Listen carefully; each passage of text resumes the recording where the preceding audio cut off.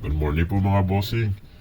Dito po tayo. Kakauwi ko lang galing sa school. Hinatid si Kuya Lucas. Ito, tamang ligpit po muna tayo bago umalis. Baka mabulihan tayo ni Commander mamaya pag uwi. Ito, lalabas na tayo. Tagaharap ng tsinelas na marumi. Ayun, dumi nga.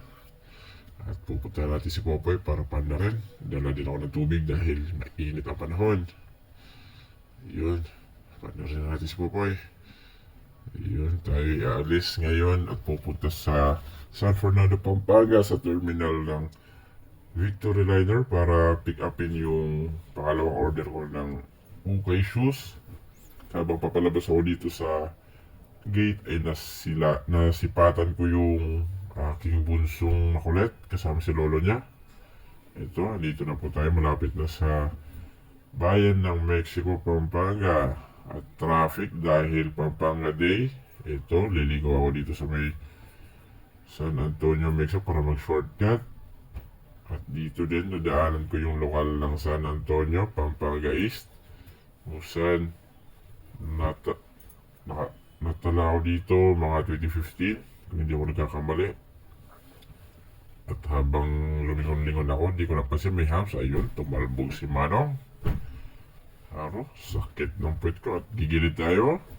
Andito na agad tayo sa intersection. Ang bilis gumilid lang. Andito na agad sa intersection.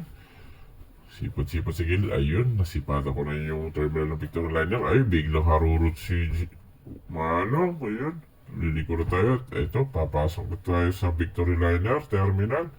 At pupunta tayo sa gawing likuran kasi andun po yung drop and go nila. Tamang park lang. At ito, mag-fill up tayo para ibigay kay Kuya.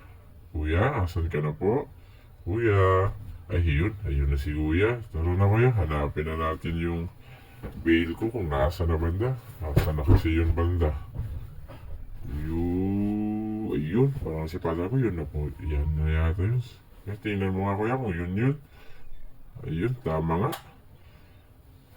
Yun, at bubuhatin na nga ni Kuya. Pero bago niya buhatin ay i-check niya muna yung ticket kung tama ba at pareho. At ako'y babalik na dun kay Popoy para buksan ang trunk. Kasi nakalimutan ko nila buksan pala yung trunk. Bilisan natin kasi medyo mabigat din yung isang sako ng sapatos. Kakaya kay Kuya. Sana pa? Susi. Ayun, buksan na natin yung trunk. Pakita na natin yung trunk na marumi. Ayun, dapat na ni Kuya. Salamat po Kuya sa pag-assist. Tayo'y uuwi na. Mabalik na tayo kasi magsusunod pa tayo kay Lucas sa school. Ang oras na, malapit na mag-alas 10. Kaya kailangan magmadali tayo. Dahan-dahan lang po tayo sa pag-uwi.